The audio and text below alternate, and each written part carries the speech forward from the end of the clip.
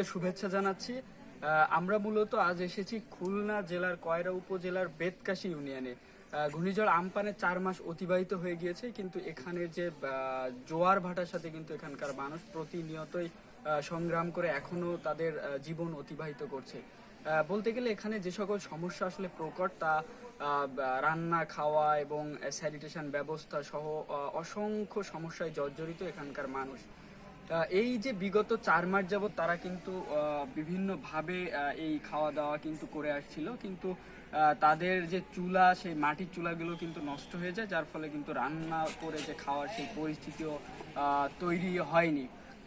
তো এই যে আমপান ক্ষতিগ্রস্তদের মাঝে টিনের সবুজ চুলা বিতরণ, আসলে এই মহতি উদ্যোগে যারা আসলে সামিল হয়েছে তারা হলো অঙ্কুর ইন্টারন্যাশনাল, ডুসামান মানুষের জন্য বাংলাদেশ এবং care and shine foundation, BUET batch 90, Mithu M N Saba and team.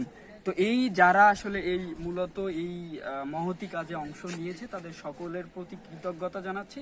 আমরা মূলত এই 300 চুলা আসলে এই উপকূলে দেওয়ার জন্য কার্যক্রম শুরু করি। আশাশুনি উপজেলাতে আমরা 150 চুলা বিতরণ করি এবং আজ দ্বিতীয় ধাপে আমরা খুলনার কয়রা উপজেলার যে বেতকাশি, এখানে পানিবন্দী শতাধিক পরিবারের মাঝে আমরা এই টিনের সবুজ চুলা বিতরণ কার্যক্রম আজ পরিচালনা করছি।